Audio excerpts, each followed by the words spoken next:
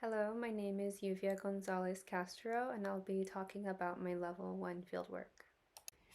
So here's the overview. I'll be setting the context, exploring my area of growth in client-centered literature, reflecting on this pivotal moment, and going over key takeaways.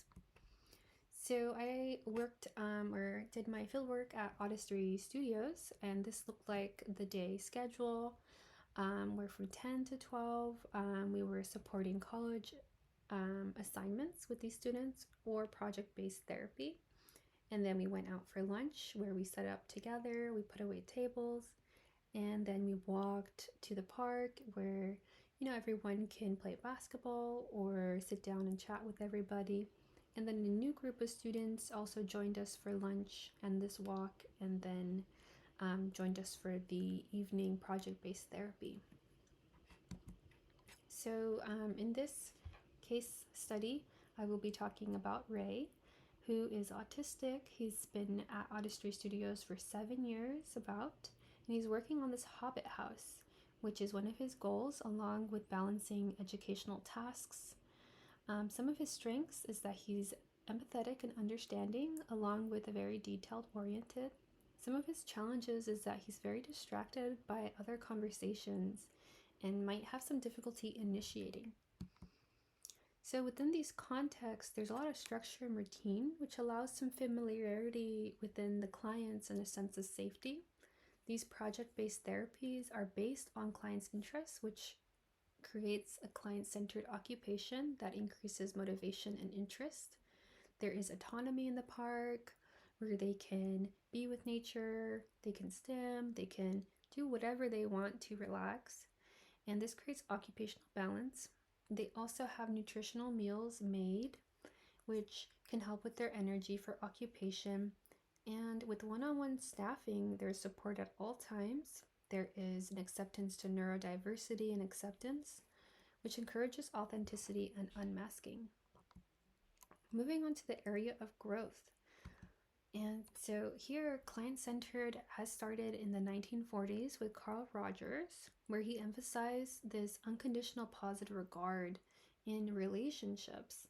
And so really it starts with us, within us, to accept ourselves, listen to our feelings so that we can be our authentic self, while also providing these healing spaces where we can be non-judgmental, understand and accept the client so that there are no barriers between you and the other person. So when this is applied to OT, this was applied in Canada in the mid-1970s, which also highlights autonomy, choice, partnership, and enablement to have accessible language so that they can have decision-making and support their voice and empowerment. So really the goal of the client-centered philosophy is to create a caring, dignified, and empowering environment in which clients truly direct the course of their care and call upon their inner resources to speed the healing process. And some barriers really are that therapists might have the negative assumption about clients' cognitive status and think that the client-centered approach is too demanding for clients, which affects their overall autonomy. Therapists and clients also have difficulty in reaching similar goals for intervention, which could decrease client motivation and satisfaction.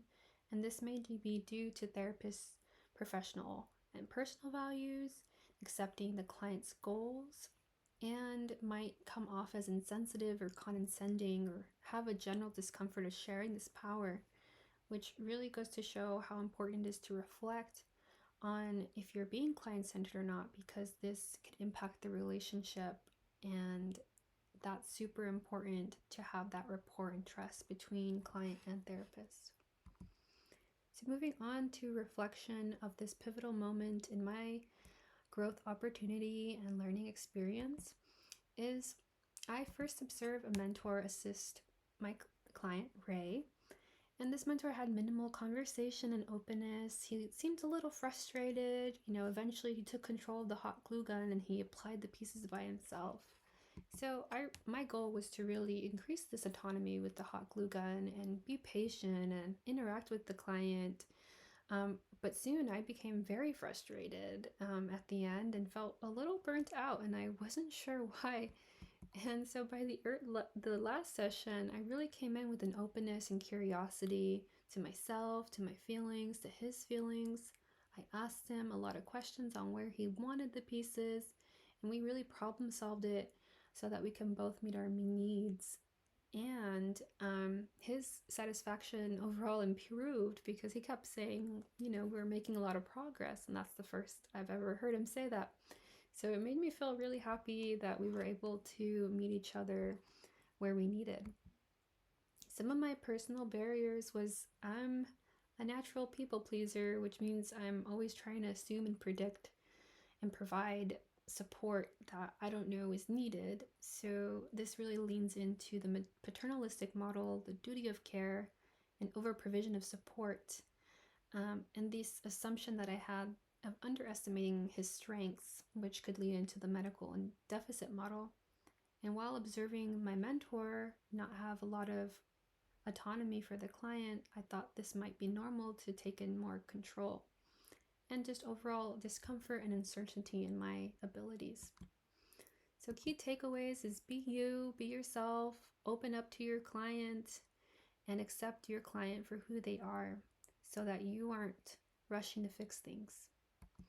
And lastly, to explore biases within yourself, explore other models of being, and do occupational justice by talking about it publicly and contributing to society to address health and inclusion. These are my resources and hopefully a place where you can gather more knowledge. All right, thank you so much. Take care. Bye.